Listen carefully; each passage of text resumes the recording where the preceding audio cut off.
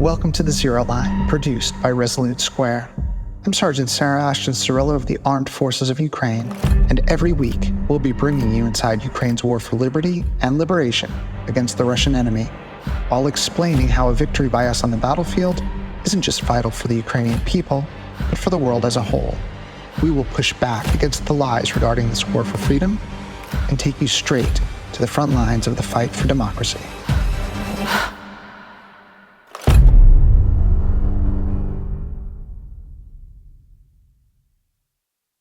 Hi, everybody. Welcome to ZeroLine. I am Lisa Senecal, Executive Editor with Resolute Square, and I am, as always, honored to be here with Sarah Ashton-Cirillio. Sarah, welcome to the show, and I will let you give your title because it keeps getting longer. Lisa, it's good to be here as usual. You know, although there's been starts and stops with the ZeroLine podcast on Resolute Square, we are now entering double digits in episodes. I would recommend to everyone to go back and listen to some of the earlier episodes, especially ones that were taking place in the field. As mentioned in the past, I am a former infantry soldier of the Armed Forces of Ukraine. I'm now a junior sergeant and advisor in the main directorate of moral and psychological support for the Armed Forces of Ukraine. And currently I'm in the United States wrapping up a whirlwind tour, which took myself and my commander to the halls of the Capitol, where I spoke to you last week. I spoke to you as we were beginning the tour last week of speaking to policymakers and speaking to elected officials. Then I went to New York City, where I addressed our colleagues. I'll say ours because we're both journalists in our hearts, even if I'm serving in the military right now, at the Foreign Press Correspondence Awards. And ultimately, now I am in Miami for some meetings. I will be heading back to Washington, D.C. to wrap up some final touches before returning to Ukraine and the front line of this war for liberty and liberation against the Russian autocrats, the despots and tyrants, along with those who are supporting Vladimir Putin's criminal regime. Before we get into the really important work that you've been doing while you've been here in the States, you're also on a mission in Miami to liberate your car. Yes. You're I don't know if anyone's aware of the way you ended up in Ukraine as a journalist and then decided to volunteer for the military to fight the Russian invasion. And because of that, when you leave your car at an airport and then you decide you're going to volunteer in a foreign war, your car gets left behind where you thought it was okay for 2 weeks. Lisa, I really appreciate you as my editor for Resolute Square. However, in this moment, as my friend, for those who maybe are listening on Spotify or Apple or any of your favorite podcasters, if this is running on YouTube, if Resolute Square runs it on YouTube, I don't think I have been blushing this badly, because I was not expecting, Lisa, for you to bring up this part of the story. And many people had not heard this part of the story, just my commanders, who, when I would be complaining to them over how much money I was spending every month. But when I said to someone last night, why are you in Miami, Sarah? And I said, I have to get my car. They said, what do you mean? You've been in Ukraine for 22 months. It was something out of modern day Gilligan's Island. As we had talked about prior and as had been covered, but for those listening for the first time, I went to Ukraine for 2 weeks in a journalistic capacity to write about the human rights situation and refugees. That was it. Parked my car at the airport, got a good deal from an app. I don't want to give them free advertising, but got a good deal from the app. So I was, given, I think, 1 month at lower cost, and I was going to be returning. 22 months later, my car is exactly how it's been left. And every few months, I receive a phone call from the hotel where it's parked. And I'm asked, do I want to let the car be towed, or will I be willing to pay another $300 per month for the cost? And over this time period, it's been over almost $7,000, $6,600. And there's been several times where volunteers tried, as you said, to liberate it, but they just didn't want to deal with it. You know, they came down, and either one time the gas was empty because it had been there so long. Another time, the towing situation in Miami was going to take so long that the volunteer didn't have time to help me. So finally, I had a couple of days between meetings in New York and Washington, gave my speech the other night at the Foreign Press Correspondence Awards, and I have a meeting in Washington on Friday. I said, let me finally deal with this. And as we were talking before the show, sometimes when you have a time capsule, I know a few of the items that are left in the car, including my retainer. One of the gravest issues to my psychological health while I was in Ukraine was the fact that I would feel my teeth moving, and knowing that I had my retainer there in the car, and I didn't bring my retainer with due to the fact that I didn't want to lose it in Ukraine. Right. And instead, it was left behind in Miami. So that's Right, where I'm because going after the show. Right, because you can do that for 2 weeks, right? You can not wear your retainer for 2 weeks. You can 22 do anything for months. 2 weeks. Yeah, Right. sorry for speaking over you, but absolutely. I think as journalists and as people who are willing to put ourselves into maybe uncomfortable or unfamiliar positions, and you do that in the fight for democracy in the United States, the principals and contributors to Resolute Square do that on a daily basis in the United States. We're always putting ourselves into uncomfortable positions in order to push freedom forward. Well, for me, it was just going to be 2 weeks in and out.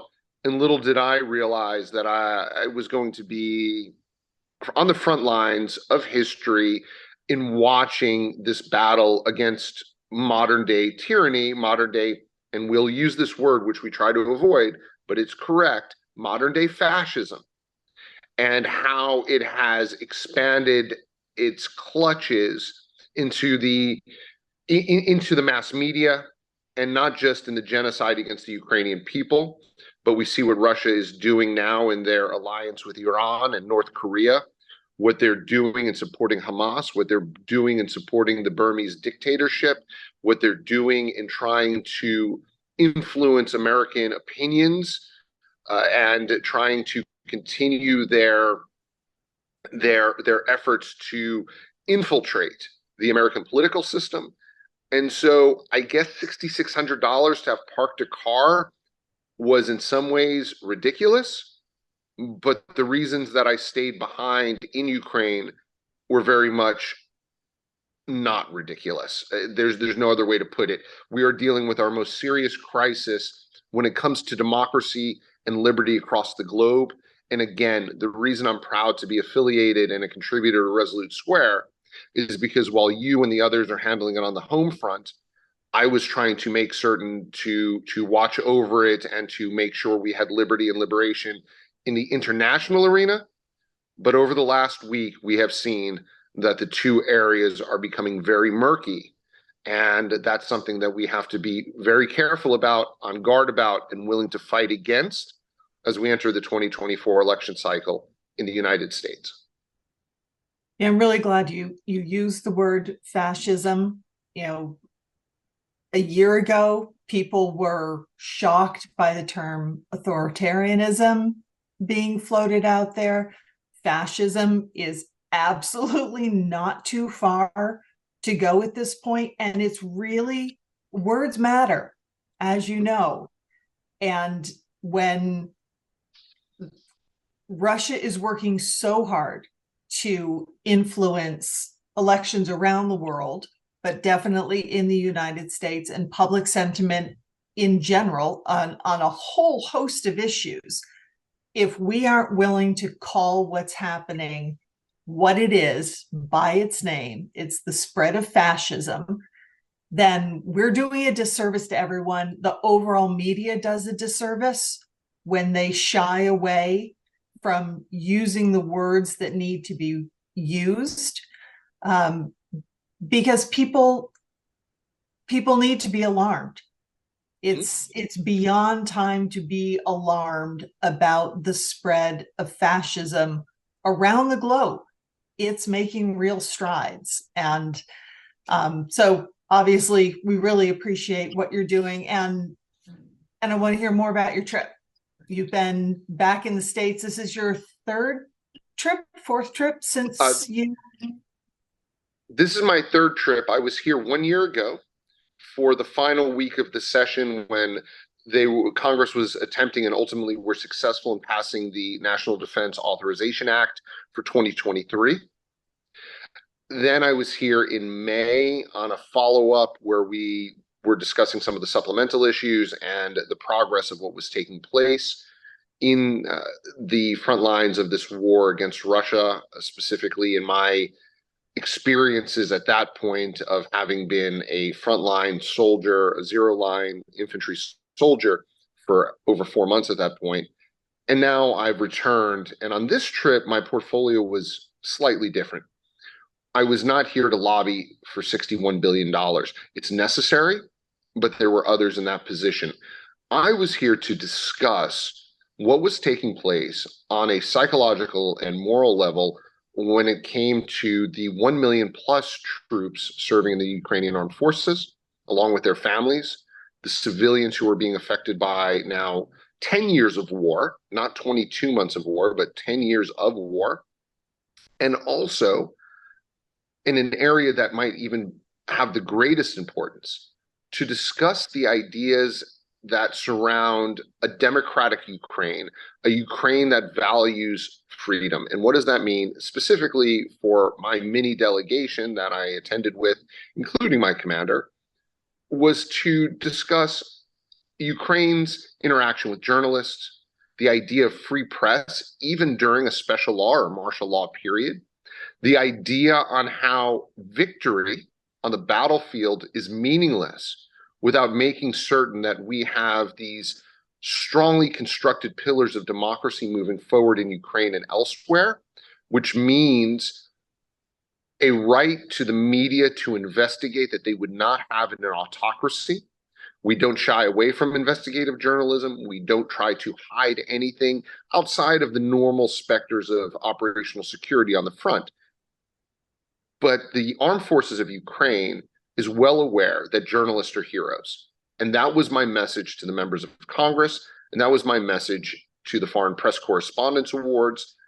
But we'll back up one moment. I want to give a shout out. And this is one area where you and I and some others with Resolute Square don't always see eye to eye. Maybe in some ways, I'm an apologist for Republicans, specifically Republicans on Capitol Hill. Because ultimately, we have the J.D. Vances, we have the Jim Jordans, we have the Paul Gosars, and the Andy Biggs. They are absolutely fascist, if in their terminology, if not in their belief system. Paul Gosar and Andy Biggs are fascist, right? Yes. J.D. Vance may very well just be a performative artist. And Jim Jeffords is somebody who is doing what it takes to be relevant. Jim Jordan, not Jeffords. So I was thinking Vermont, back to your place. And Jim Jeffords is still very, God rest his soul, very near and dear to. Yes, I apologize. Pretty much Jim all Jordan, the hearts of the yes, state. I was thinking about the good people of Vermont and Jim Jeffords for all of his 25 years ago for how he controlled the narrative in Washington, D.C. for a short time. He was most definitely not a fascist. So you have the Jim Jordans, the J.D. Vances, the Andy Biggs, the Paul Gosars, who are operating in a sphere that allows for conversation to become normalized that very much should not be normalized. Conversation that would have fit in the 1930s in Germany and Italy.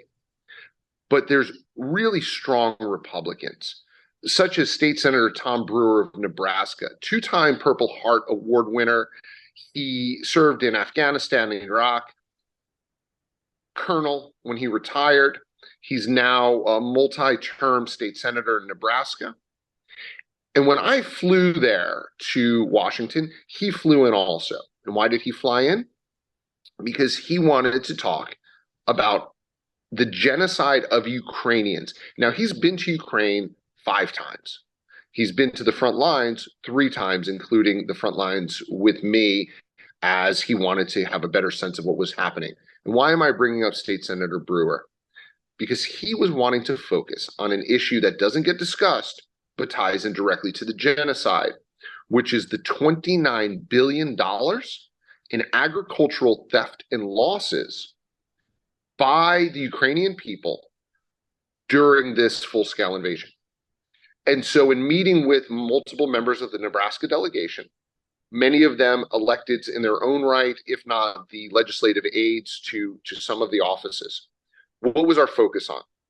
Our focus was on how can the people of Nebraska assist the people of Ukraine? How can the policy leaders and elected officials in Nebraska assist in making certain that we would have a democratic and victorious Ukraine?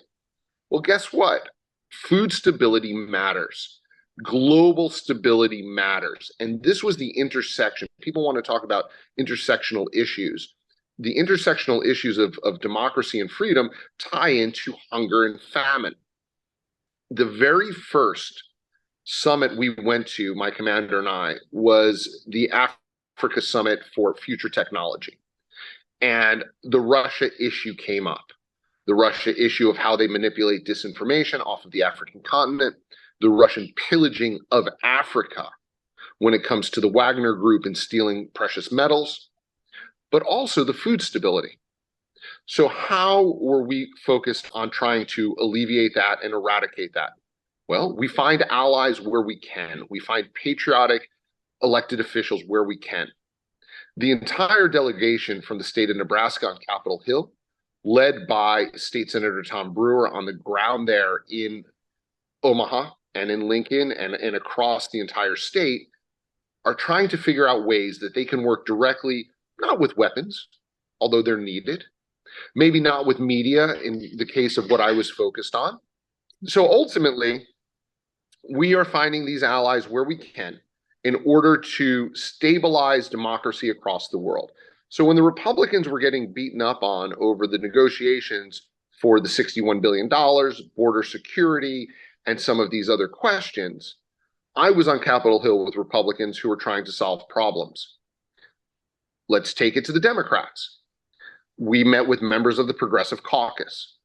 Members of the Progressive Caucus, very strong supporters, free speech, very strong supporters, human rights. They were extremely interested in finding out what was happening with war crimes. You know, the Department of Justice has a special war crimes area focused on Ukraine. We were getting questions about that, and I also received hard questions from the Progressive Caucus as to what does victory mean, and how are we able to carry out victory in alignment what they view as American values. And so we were not shying away from those who maybe were critical of our policies and actions according to the media in Ukraine. And so I was over there to speak to both Democrats and Republicans, to speak to solidly red conservatives and progressives, and to make certain they understood that after 22 months, we have a clear vision of what's taking place. We have a clear vision of what's necessary to have a democratic Ukraine, and we have a clear vision as to what's needed for Ukraine to be a world leader, be it in food production or be it in human rights. And so that was the gist of my 5 days on Capitol Hill. And from there, we went up to New York City for meetings with the media. And as I said, it culminated with a speech I gave at the Foreign Press Correspondents Awards. That issue of food stability or food instability and the theft of food from the Ukrainian people now has to be an incredibly powerful, terrifying, re-traumatizing issue for a lot of people living there, because starvation was used as a form of genocide against the Ukrainian people before, and millions died. So the power of withholding food, either to persuade, weaken the will of people, or to just flat out kill them, that's not an abstract construct or concept for the Ukrainian people. The people have family, who, there's very real memory and passed down history of what that genocide at the hands of Russia was. That's why when somebody like Senator Brewer comes to the front lines, it's not just about watching an M777 get fired. It's not just about seeing the results of a HIMARS attack that destroys a Russian control center. What it is about understanding, as you said, the history of the people who are fighting for their literal lives. And when Senator Brewer speaks to a family whose grandmother or grandfather was literally starved in the Holodomor, which was the famine, the Stalin-made famine, not just a man-made famine, but a Stalin-instructed, ordered famine that was covered up, by the way, by US media in the 1930s. No one knew what was happening, and US media at the time was complicit in making certain that there was a different picture of what Stalin's Kremlin regime looked like. So when we have leaders such as the senator coming there and saying, hey, what's really happening? How does this affect you? And you just mentioned it, Lisa, generational trauma. This is why Ukrainians were willing to have the Orange Revolution. This is why they were willing to have Maidan. This is why they are fighting with rifles and Molotov cocktails still to this day, if necessary, to drive the Russians out of their land. Because less than 100 years ago, there was an attempt to eradicate most, if not all, of Ukraine at the hands of the Kremlin. And what do we have now in 2022 and what started in 2014?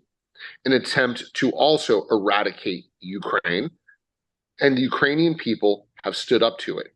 And ultimately, moving forward, we're going to see that Ukraine's victory, and there will be a complete and total victory against the Russians, will be a signifier to other groups that are suffering under dictatorial regimes, fascist regimes, be it in Iran with a theocracy, be it in North Korea, which is collapsing upon itself, if not for external state actors that are propping them up. The people will understand that freedom is something that comes from inside and that can be had, because Ukraine's victory will signify to the world that tyranny will never triumph in the long term over freedom, and fascism will never triumph in the long term over democracy. I think one of Putin's great miscalculations in this war was not recognizing the degree to which there would be a civilian resistance that wouldn't be crumbled because of the history in Ukraine. This is not a foreign situation. This isn't the unknown. That these are people who have had to fight to be free, to have their country, to have a democracy. It's not something that they can never imagine having to fight for, because there's been little time when they haven't been having to fight for it to some degree. So thinking that you're just going to roll in and whatever the standing number in the army was all you were going to have to contend with was just a spectacularly ignorant attitude for an invading force to go in with. Between that and their idea that somehow they were going to be greeted with open arms and have daisies tossed at them, instead they ended up having old women putting sunflower seeds in their pockets, hoping that they would grow when their berries were their bodies were buried after being killed on Ukrainian soil for invading. I'm glad that Resolute Square exists to talk about some of these lesser reported aspects of fight for freedom across the world. Let's talk about the standing army number. It was 200,000, Lisa. 200,000 professional soldiers. Ultimately, we're now at 1,800,000 civilians signed up, rushing to be given the right to defend their country.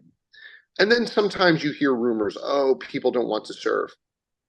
The vast majority, when I say vast, probably 85 to 90% of the population is supporting the war effort actively. What do I mean by that? Not every hero has to wear a uniform. The civilian population of Ukraine truly are heroic. Fundraising efforts are tremendous, making certain that the soldiers understand they're not forgotten.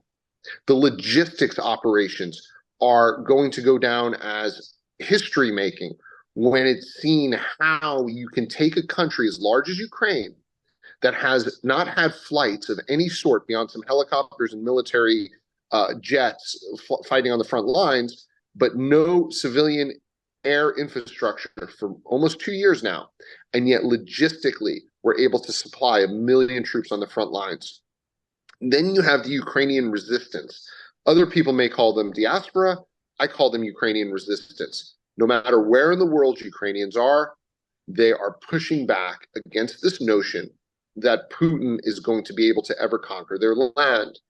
And so therefore, you said it best. There was a miscalculation, a misjudgment, whether it's hubris, whether it was just plain arrogance or some sort of mental health challenge for Putin to not recognize what he was walking into. At this point, over 300,000 Russian troops have been taken off the battlefield, either through grievous injury or death, and more are being killed every day. Make no mistake, Vladimir Putin is genociding his own people as well in a misguided effort to think that he can conquer a land that is not only unconquerable, but is a beacon of hope, freedom, and light in the center of Europe. No, hence his reason for wanting to conquer Ukraine, because Yes. it's so very different than Russia.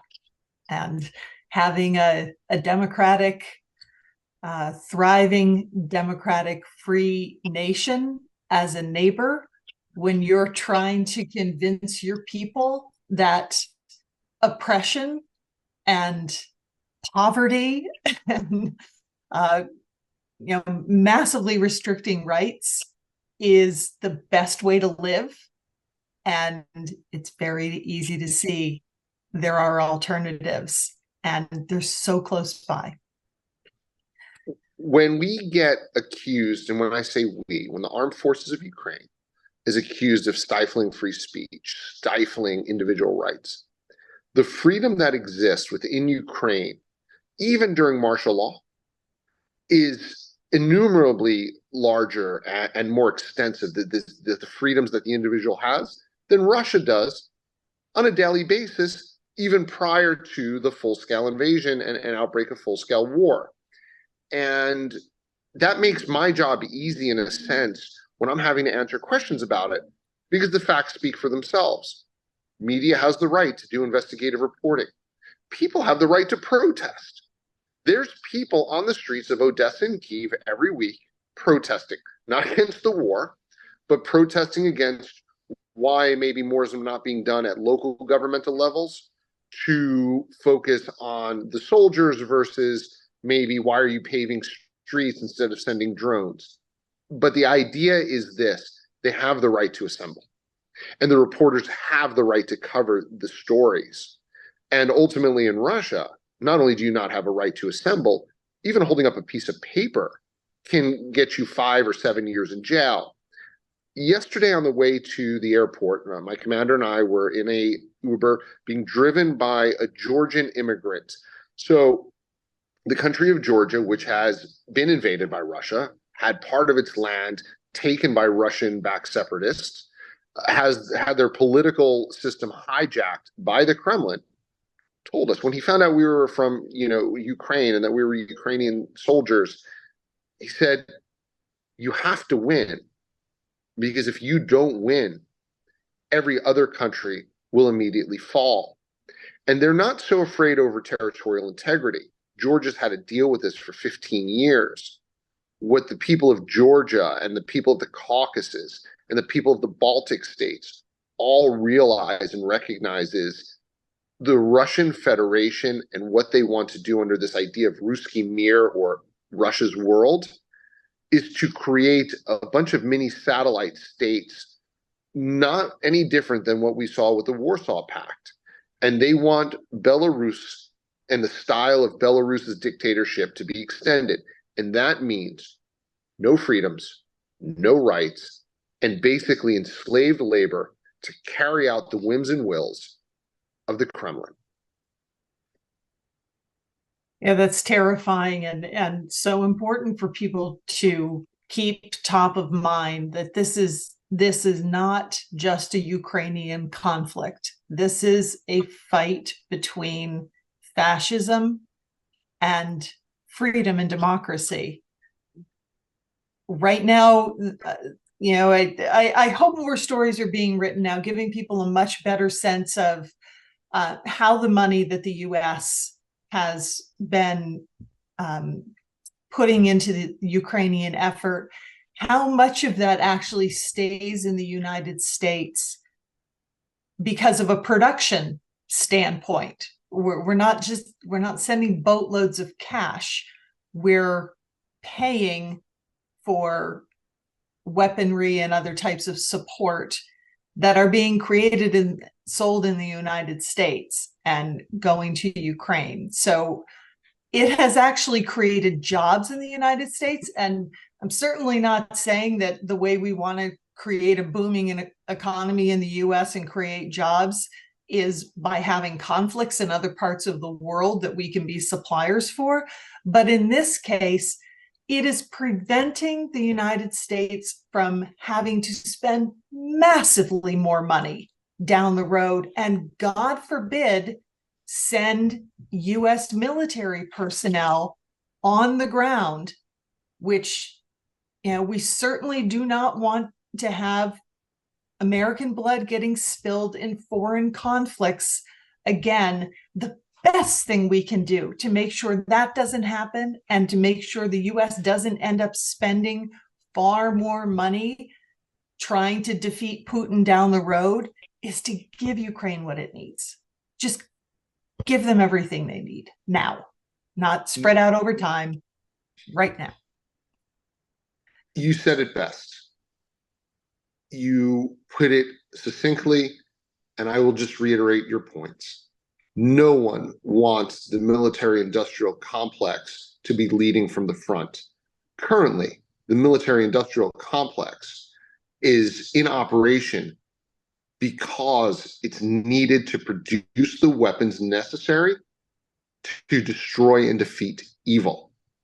Furthermore, when the money is being allocated, as you mentioned, well over 50% of the money that has been allocated to Ukraine aid stays within the United States, including in J.D. Vance and Jim Jordan's districts in Ohio.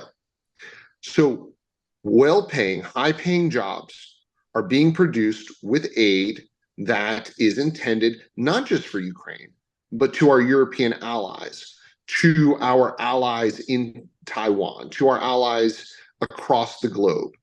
And ultimately, the Biden administration's slow walking of the weapons allocation has been frustrating. The war could be over by now. So not only have we not spilled U.S. soldiers' blood in this war, and hopefully we will not have to lose any soldiers in any foreign wars moving forward, but it could have been over to the point that we're not spilling any more Ukrainian blood or Russian blood. There's no desire among the Ukrainian people to march on Moscow. There's no desire of the Ukrainian people to take out vengeance or vindication against the Russian enemies. The Ukrainian people simply want to return to the country's 1991 borders and the implementation of President Zelensky's 10-point peace formula. One of the most frustrating aspects about all the discussion regarding the $61 billion, and when they say what comes next, is that the entire standpoint of what comes next has been laid out by President Zelensky in this peace formula, which has been endorsed by more than 70 nations. Return to the country's 1991 borders, including Crimea, is the first part of that. After that, it's about justice. It's about creating a stronger environment so we don't have ecocide. It's about making certain that kidnapped children are returned. It's about guaranteeing security and safety for generations. And it has been laid out clearly. So ultimately, when only part of the story is discussed, and when only part of the story is told, you get caught in a loop, and you get caught in an information loop. And that's part of the Russians' plan for this global chaos, is to just take away the facts and be able to spin a story that only makes sense in the minds of the Russians. Because if you look a little bit deeper and you look at the facts, you realize, wow, we do have a clear pathway to victory, and we understand what happens after Ukraine's victory as well. So I've completely sidetracked our conversation today, and we have not talked more about your meetings and your time in New York City with the Foreign Press Corps. Can you fill us in more on what your time in the States has entailed? We can do it one of two ways. If the audience wants to listen, we can talk about it now. We can also talk about it next week if they want to get a little bit better sense as to what's happening inside the media sphere. Because ultimately, we have to look at it as two fronts. We are fighting the frontline war, the physical war against the Russians, and the political war. That ties in together. The media war and the media front is wholly separate, albeit clearly intertwined and integral to victory. And ultimately, going to New York to speak at the Foreign Press Correspondents Awards was the culmination of more than a year of speaking with media members. As a former member of the media and probably future member of the media, speaking to media members about the reality of what's happening, listening to the media about where they're coming from. We didn't just show up to speak at an awards ceremony. We did extensive briefings to freelance journalists. We did extensive briefings to the National Press Club, to members of the Foreign Press Correspondents Organization. We also briefed several large organizations, one that I mentioned, which was the New York Times. I went to the New York Times building to speak with them. If we don't understand, Lisa, what the media is seeing, how can we provide what's necessary, not in the sense of what they should write, but in the sense of what they need from us access-wise, what they need from us through open lines of communication, and ultimately what's necessary for democracy. Not every story that's written about Ukraine is going to be a glowing story, nor should it be, because the media are not propagandists. Leave all the glowing stories to military press. However, it's necessary to accept that there may be some very difficult stories that we have to confront, that media members write, in exchange for the world to understand that Ukraine values free press and is willing to grow on this bumpy road to a long-lasting democracy, one that is impervious to tyranny internally or externally. Because we have seen internal opportunities and opportunists like Yanukovych, who was the former president of Ukraine, who turned out to be nothing more than Putin's puppet, and in fact is living in exile in Russia right now. And how can we guarantee this will not happen in the ensuing years? Well, free press leads the way. And that's why this trip was so important. As important it was to speak on Capitol Hill, to speak with the elected officials and the policymakers, in some ways it was more important to speak with heroic journalists who are willing to endure death threats, willing to endure risk of limb and life, literally, risk kidnapping, as we have several members of the press corps kidnapped and being held by Russia. And we have Austin Tice being held in Syria for more than 10 years, going on 11 years now. And if we don't point this out, that's truly when tyranny thrives. It's like the mushrooms in the forest. Without sunlight, they're able to spread, thrive, grow, and then all of a sudden you realize all the beautiful landscape's been destroyed by these poisonous mushrooms. If we're able to trim the branches, trimming the branches may be a little bit painful, but in the end, it allows for this amazingly strong and vibrant ecosystem to prevail. And in this case, the ecosystem is known as democracy. Well, I want to use that as a teaser for next week, because I do think we do need to do a deep dive into the media, because it's obviously something that we talk about at Resolute Square a lot, and is largely the reason for our existence, because the media is doing an insufficient job domestically with what the US is facing.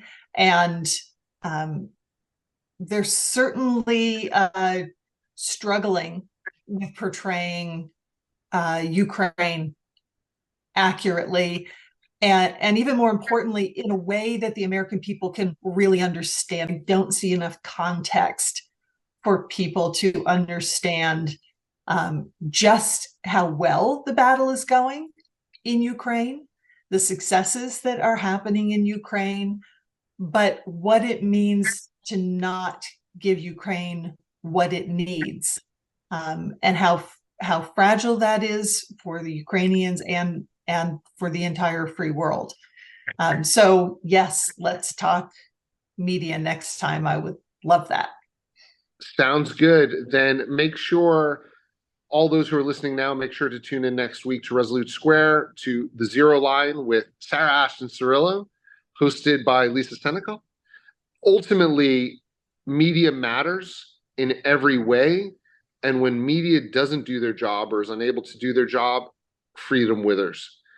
However, it's also imperative on us to demand that the journalists who are out there and have the proverbial or literal microphones to make sure that they stand up before it's too late. Media is our first line of defense of freedom. Absolutely. Thank you, Sarah, for being here this week. Follow the ZeroLine, subscribe to it. It is on YouTube and on all the platforms. Please also follow Enemies List and That Trippy Show, and join us every Tuesday night for strategy session. I'm going to jump in there. Congratulations to Joe Trippi. Make sure you listen to his podcast on the anniversary of a seismic win in Alabama against one of the most horrific theocrats that have popped up on the U.S. political scene. Joe Trippi helped Doug Jones become a U.S. senator, and in some ways staved off even a worse outcome than we would be looking at today. So thank you, Joe Trippi, and congratulations on the anniversary of his win along with Senator Doug Jones of Alabama. Bravo. I'm so glad you mentioned that. All right, everybody, we will see you, talk to you next Thursday. Thanks so much for joining us. Thank you, Lisa. Take care.